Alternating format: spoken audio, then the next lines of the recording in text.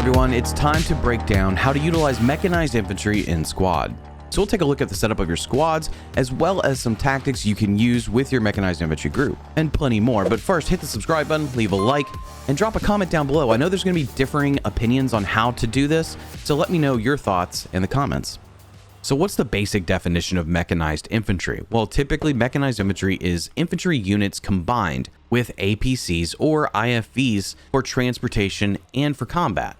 This allows for the infantry unit and the IFV or APC to provide each other with support, and this can make a tough combination to fight against, especially if these two units go on the attack. So typically, being able to run a mechanized infantry squad can depend on if you can get a vehicle and what the map voting and faction voting looks like for that round. My preference is to typically run the mechanized infantry group with some sort of wheeled IFV, think a LAV or BTR. That just gives you a little bit more speed and maneuverability, but you are certainly not limited to wheeled IFVs. You can always use something like a tracked IFV, for example, a Bradley or BMP-2. Just remember, the vehicle that is chosen to run the mechanized infantry group may have some limitations, or it may have some benefits for certain maps or certain scenarios. The next thing we need to look at is squads, the breakdown of how to set up your squads for an IFV and infantry. Now, there may be varying opinions on whether you should run one squad or two squads. Some of it may depend on server rules. My preference is to have two squads to operate this the way I prefer. First, you're going to have the IFV squad, with at least two people in that squad being the driver and the gunner, which are both going to be crewmen. And if it's just two people in that IFV, I'm typically going to rely on the driver to be the SL. The reason being is that they will be aware of any critical callouts all the time.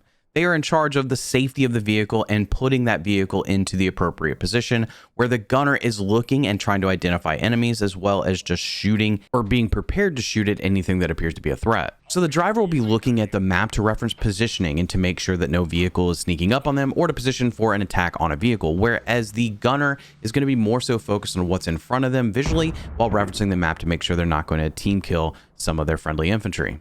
Now, if you do have a third person for this IFV, they can potentially use the commander position in the vehicle. This is where I might actually lean on the commander of the vehicle being the squad lead versus the driver. Now, that is one person between the callouts and transitioning that over to the driver. Ideally, this kind of setup is going to require some familiarity between all three in the vehicle. The commander will guide the basic positioning of the vehicle. The driver will work on getting there and keeping the vehicle safe, all while the commander and the gunner to some extent can work together on finding targets.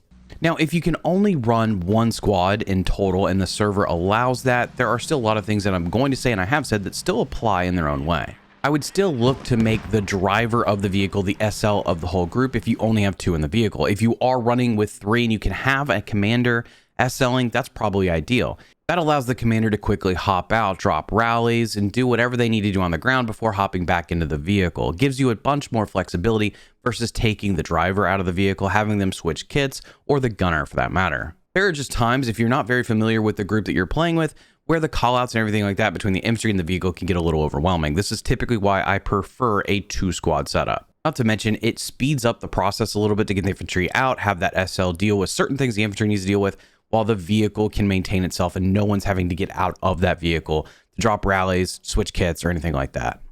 Now let's talk about the infantry squad being a separate squad entirely from the vehicle squad, and what can we expect here? Well, this allows you to have two more fire team leads. Between the vehicle and the infantry squad, that gives you 6 people that can make marks on the map. That gives you a lot of communication that can pass through the infantry squad and make it to the vehicle and vice versa. Now, how should you build out your infantry squad? I think there's going to be a lot of different opinions on this. I would suggest making sure you have AT in the form of a hat and a lat. You're going to want riflemen to be able to supply them ammo. That gives you the ability to help protect your IFV.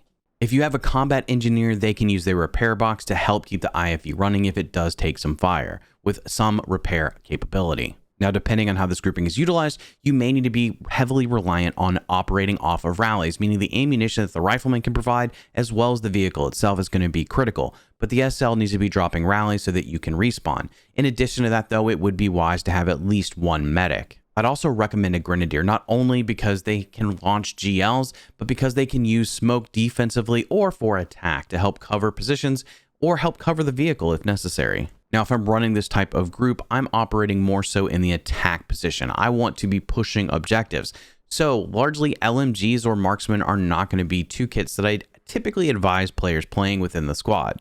Although I can see the benefit of having an LMG in some situations depending on the map typically, because they can provide suppression and cover fire. But there are times where moving at a certain pace could be difficult for them to get in positions where they can actually do this successfully because we're just on the move. Now between the infantry SL and the vehicle SL, the two have to work together to figure out how to position and how to maneuver across the map, guaranteeing some level of safety for both the infantry and the vehicle. My opinion is that they should both agree on some sort of position that they want to attack. But while in the vehicle SL should take priority in terms of how to get there. For example, if they run into fire and they realize they can get the vehicle in or out of that area safely, then I feel that it's typically up to the vehicle SL to make a call on where they can position or what they need to do in the moment based on what's around them. That's primarily because the infantry SL may not be able to see what's exactly in front of them. The gunner may be calling something in to the vehicle SL, and the infantry just needs to sort of follow suit behind the vehicle crew that is worried about the vehicle safety and inevitably the infantry inside. Now, if the infantry is outside of the vehicle, I typically rely on the infantry SL to help provide information as to where they can get picked up, where they may need the vehicle to position to help them the most. But again, it's up to the vehicle SL to be able to make the decision as to whether they can get there based on the information that they have or what they see. The teamwork between these two SLs is pivotal for making this an effective grouping. I say all of this to say that there are instances where the infantry SL tries to guide the vehicle, and I don't know that that's the most effective way to go about it. Both SLs can work together to come up with a landing position or what they want to do as mechanized infantry, but the vehicle SL is going to be more in tune with what's happening from a vehicle or armor perspective. They're going to be more in tune with what their vehicle can handle or do or take on in the moment. Therefore, I think it's largely beneficial if the infantry SL defaults to the vehicle SL to help guide what is safe for the vehicle with the infantry to actually do and how to position. And of course, this can largely depend on the SLs and the game experience that they have. Now let's go into some tactics about how to utilize this grouping effectively. And I have to mention something which is often referred to as hot dropping. Hot dropping is basically taking infantry and dropping them off in a contested environment. This is a very high risk, high reward type of strategy because you could easily exit the vehicle and immediately get wiped and have no sustainable way to continue your assault. Whereas if you have good intel and you're able to drop off at a hab, you can instantly proxy it as soon as your guys dismount and take the hab and potentially a radio along with it. There's just of course a lot of risk because you can put the vehicle in harm's way along with the infantry you're dismounting. So what is a more sustainable way to use this pairing of the IFV and the infantry? Well, the main thing that it should rely on is the infantry SL getting rallies down. Getting rallies down, rearming, and making sure they're able to place another rally down if the original one gets burned. You have 600 ammo on that IFV, which can go to the SL to keep those rallies placed, can help refill some of those ammo bags that the riflemen are carrying, and it can keep the infantry afloat, especially if the IFV needs to go back and rearm. So like I mentioned, a lot of this is going to rely on intel, so let's take a look at a possible situation and how we could approach that with a mechanized infantry group. So first, let's say Russian outpost is currently occupied by the enemy team. And for this first approach, we don't know much about what's on the objective. However, we're pretty sure they have a hab somewhere and maybe some light contact. For this example, we're also going to assume that our main is north, whereas the enemy main is south, and that is what is connected to Russian outpost. Much like I talked about in my video about placing radios down, I'm going to avoid the white line. This is where blueberries just tend to travel between objective to objective. So I don't want to travel down the white line into Russian outpost. Instead, I want to try to attack or approach from a direction off of the white line, either beside or behind the enemy for the best case scenario for the attack. I also want to find an area where there's cover to dismount and drop that rally. So reviewing the map to find that position or just general map knowledge would be helpful to do this. So for Russian outpost specifically, we'll be using some trees to try to get in, dismount, and get our rally down before applying pressure to the objective. I also want to try to avoid our infantry having to go from the rally across a road or a major field, so keep that in mind. So let's say we're going to bring the IFV here on the right side of Russian outpost and try to get the infantry out and drop down a rally.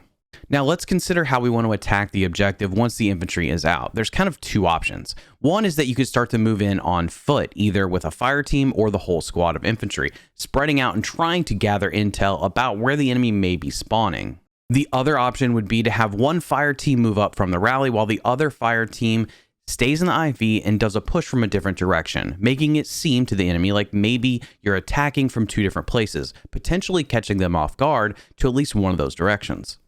The objective needs to be that you are looking to figure out where they're spawning from, and you need to tackle that most likely before pushing on to the objective by spreading out some of the infantry and having the vehicle actually move some of the infantry around, or also looking for wherever the enemy is spawning from while helping the infantry. You can hopefully find their hab much faster.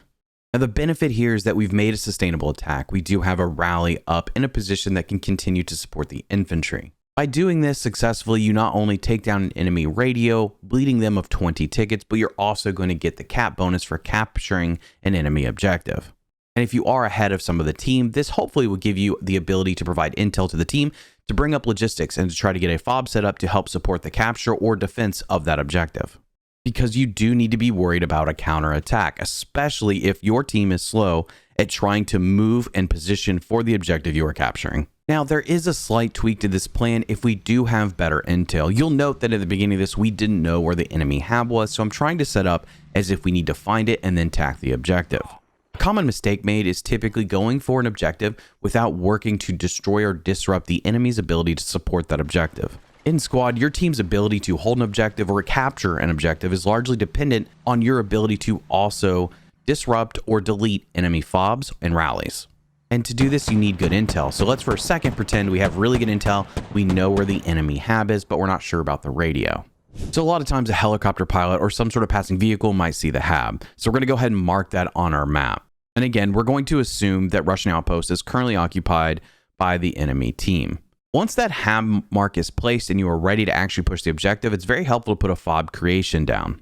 We typically use fob creations because it stays up on the map. It alerts everybody in the area that is friendly where the radio might be placed within the fob build radius, the inner circle. So the radio has to be within that radius. And we also know that they can't have another radio within the outer circle. So that gives us a distance at which they may have a secondary hab. Unless they're playing a faction that supports 2 habs like the insurgents, or if they're playing a support unit type, which would give them 2 habs per radio. But for this instance, my attack is primarily focused on that hab versus the objective itself. Now you'll notice this is also a different layer. The white line is actually moving to the east. So I'm going to attack from the far side of that, meaning that most of their infantry is probably going to be looking or shifting to the east. So we're going to come in behind them. And instead of worrying about the objective, I'm primarily focused on trying to take down the enemy radio and hab. This is a situation where I want to rely on 2 fire teams. One fire team deploying a little bit away from the hab, helping to run security around the area, and maybe having a combat engineer or someone start looking for the radio along the fob exclusion radius in the direction that we deploy the rally. The other fire team will stay in the IFV to push the hab, immediately proxying it and disabling the enemy's ability to spawn near the objective. Now, we did get a rally up, so this is somewhat sustainable. Although it's near the white line, it does have a cliff on the southern side, hopefully giving us a little bit of protection, not to mention it is also in some tree cover. But hopefully we can get a couple respawns off this in case things go sideways. The IFV should largely be supporting the infantry, trying to cover enemies retreating from the objective to save the hab from being able to disrupt our ability of attacking the fob, radio, and the hab itself. Ultimately, the fire team that attacked the hab can hopefully dig it down 1 layer, preventing spawns entirely until the enemy is able to get back to it to rebuild it. By then, hopefully you have found the radio and you're able to disable it at least 1 layer to prevent spawns, regardless of whether they fix the hab or not. By doing this and quickly finding the radio, you are making enemies have to choose whether to go to the hab or the radio. Most advanced players will know which one they need to push, which is typically going to be trying to save or self-destruct their own radio. Hopefully you can finish off whatever infantry is left and then capture the objective. I realize that my examples won't cover every situation. In fact, I may be playing rallies way too close to what you may be comfortable doing in your given situation. Or maybe you want to keep your vehicle or IFV back a little bit to provide more fire support from a distance. Those are totally acceptable ideas. These, again, are just examples. Videos like this are really to serve the purpose of giving you an idea of how to utilize the grouping. Not every distance or anything like that should be perfectly measured and perfectly replicated, because it should be based on the intel and what you have at the time that you are playing your round. Take the information that I've shared and some of the ideas and try to apply that to your round by going through the steps, the things that I'm looking at to determine how to attack. So use some of the steps and ideas I've shared, but also apply the intel that you have during a round to make your best sort of tactic or strategy in the moment. But some cliff notes that I want to share with you are this. make sure to put a rally down. This makes a sustainable attack and hopefully gives you a respawn or maybe more respawns to be able to continue that attack. Remember that a rally costs 50 ammo to resupply, and your IFV holds 600 ammo. You'll need that across all of your infantry. That's why it's also important to have a couple riflemen that can help resupply everybody in the squad. And don't forget, infantry can switch kits on IFVs. So if you need some sort of kit change, or if you're trying to switch from a crewman to an SL or the other way around, you can do that off the IFV itself.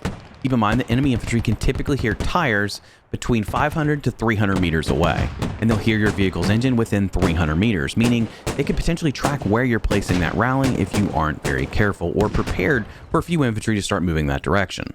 If you do move into proxy an enemy hab, keep in mind of the distances and how many people you need to do so. Within 20 meters, you're going to need 2 players. At 30 meters, you're going to need 3 players, and so on. Every 10 meters adds another person you need within that radius. It's often helpful for the SL to actually put a move mark on the hab so that the infantry moving close to it can keep tabs on how close they are. For a squad leader to place a rally, he needs at least 1 squad member near him. So keep that in mind when you are going to place your rally. Someone else is going to have to dismount with them. If you're a crewman trying to place a rally, you need 3 people, which is why it's beneficial to switch kits on the IFV. You can go to an SL, place the rally with 1 person around you, and then back into the vehicle and switch kits to a crewman kit. If you do happen to find an enemy radio, you dig it down so that it is on bleed. It's about a 75-second timer until it bleeds out entirely. I'd recommend defending that position, making sure that the radio bleeds all the way out. The reason being is that in that 75 seconds, enemy infantry can actually get to the radio and continue digging it down. They don't actually have to build it back up to prevent the bleed of 20 tickets.